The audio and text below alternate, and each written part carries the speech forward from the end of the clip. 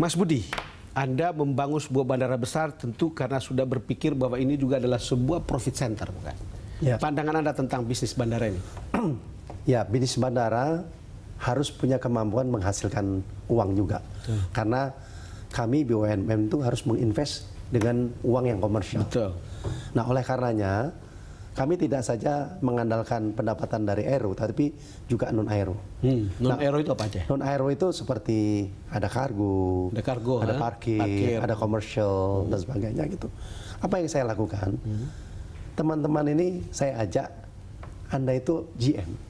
Kalau GM itu tidak hanya tahu tentang operasional, tetapi harus tahu marketing, tahu tentang finance.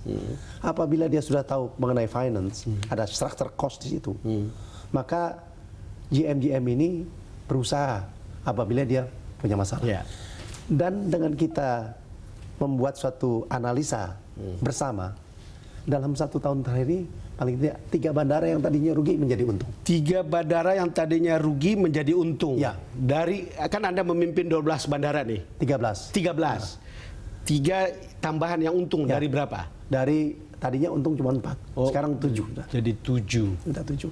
Jadi 7. Anda betul-betul jalan itu sebagai bukan sebagai pegawai biasa lah, entrepreneur ya. Harus demikian. Katakan satu bandara di Palembang, di Pontianak, saya bilang Palembang persiapan untuk SEA Games juga ya? iya, Oke, betul. terus?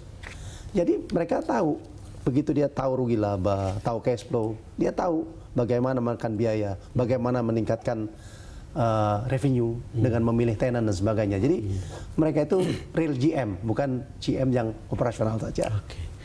Mas, ini kan sebentar lagi orang mau mudik ini. Bandara ini sudah bisa dipakai persiapannya?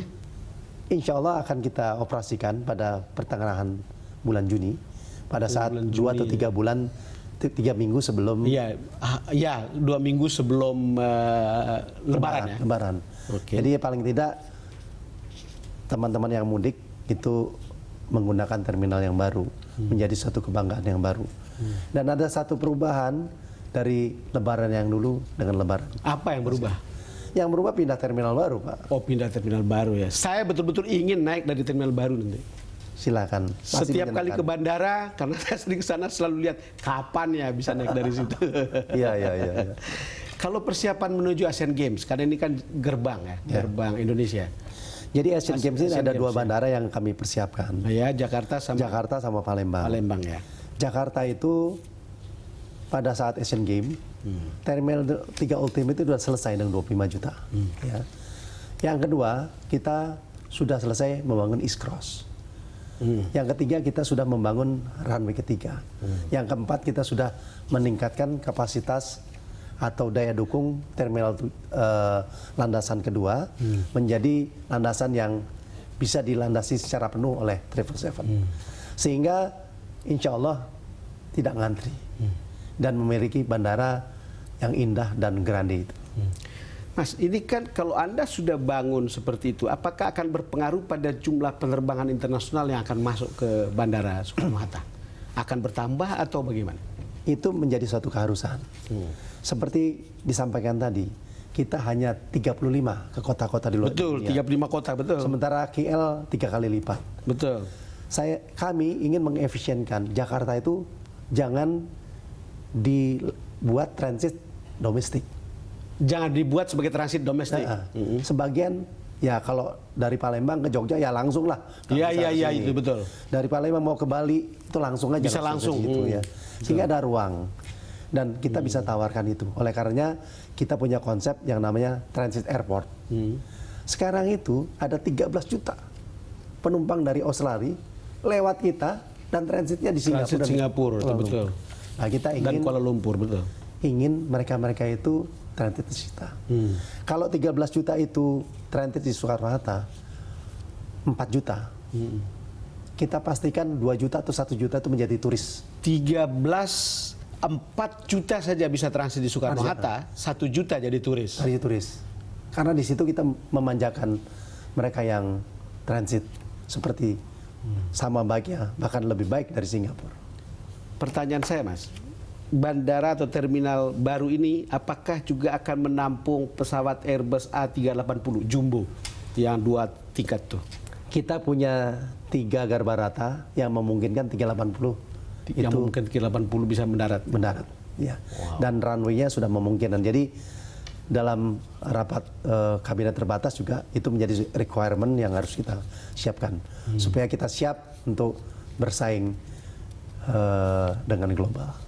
Mas pernah ditegur sama Presiden Jokowi karena ada hal-hal yang mungkin tidak beres dalam pelaksanaan tugas di bandara situ? Terutama berkaitan dengan runway.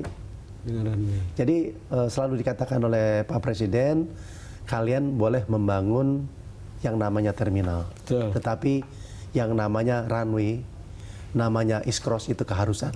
Anda harus lakukan dahulu itu lebih dahulu dari terminal. Oleh karenanya kami bekerja keras untuk mendelivery pembebasan tanah untuk runway ketiga dan East-Cross tersebut. Apa yang membuat Anda puas dan tidak puas dengan keadaan sekarang di sana?